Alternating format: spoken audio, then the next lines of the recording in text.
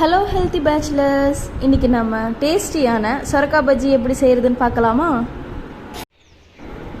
ஒரு நாட்டு சொரக்காய், 2 பெரிய தக்காளி, கருவேப்பிலை, ஒரு பெரிய வெங்காயம், பூண்டு, எண்ணெய் அரை தேக்கரண்டி, கடுகு ஒரு ஸ்பூன்,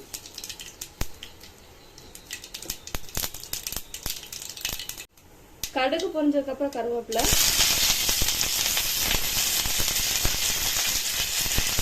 நறுக்கி வச்ச பெரிய வெங்காயம், பூண்டு நல்லா வதக்கி விட்டுறலாம். வதங்கிறதுக்காக கல்லுப்பு கொஞ்சம் போட்டுக்கலாம்.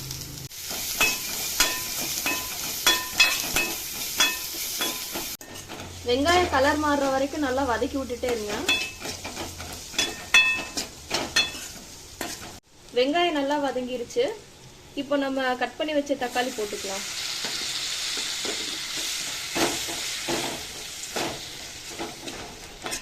தக்காளி 5 நிமிஷத்துக்கு நல்லா வதங்க விட்டுறலாம். தக்காளி ஓரளவுக்கு வதங்கினதுக்கு அப்புறம் 1 ஸ்பூன் சாம்பார் தூள், 1 ஸ்பூன் மல்லித்தூள், தேவையான அளவு கல்லுப்பு, நான் 1 ஸ்பூன் எடுத்திருக்கேன். எல்லாம் சேர்த்ததுக்கு அப்புறம் நல்லா கிளறி விட்டுருங்க.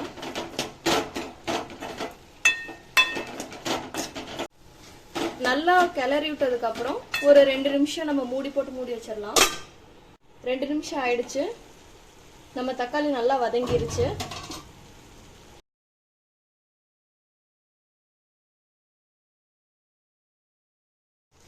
இப்போ நம்ம சொரக்காய் சேர்த்திக்கலாம்.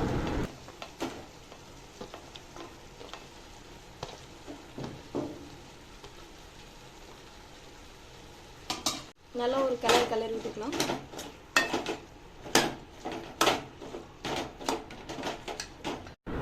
சொரக்காவை நல்லா வதக்கிட்டு 2 நிமிஷம் மூடி போட்டு வேக விட்டுருங்க. 2 நிமிஷம் ஆச்சு. நம்ம சொரக்காய் நல்லாவே குக் ஆயிடுச்சு.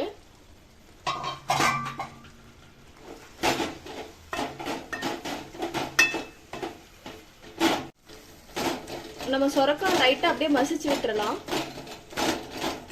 மத்து இருந்தா மத்து கூட வச்சு கடைஞ்சுக்கோங்க லைட்டா. இப்போ நம்ம லைட்டா தண்ணி சேர்த்துக்கலாம். இப்போ தண்ணி சேர்த்து ஒரு 2 கொதி வர விட்டுறலாம். இப்போ நம்ம சொரக்காய் நல்லா கொதிச்சிருச்சு. நல்லா பாயிலும் ஆயிடுச்சு. இப்போ நம்ம ஆஃப் பண்ணிட்டு மத்துல நல்லா கடைஞ்சி விட்டுறலாம். அவ்வளோதான், நம்ம டேஸ்டி சொரக்காய் கடையல் ரெடி ஆயிடுச்சு. ஃபார் மோர் ரெசிபீஸ் ஹெல்த்தி பேச்சுலரை சப்ஸ்கிரைப் பண்ணிக்கோங்க.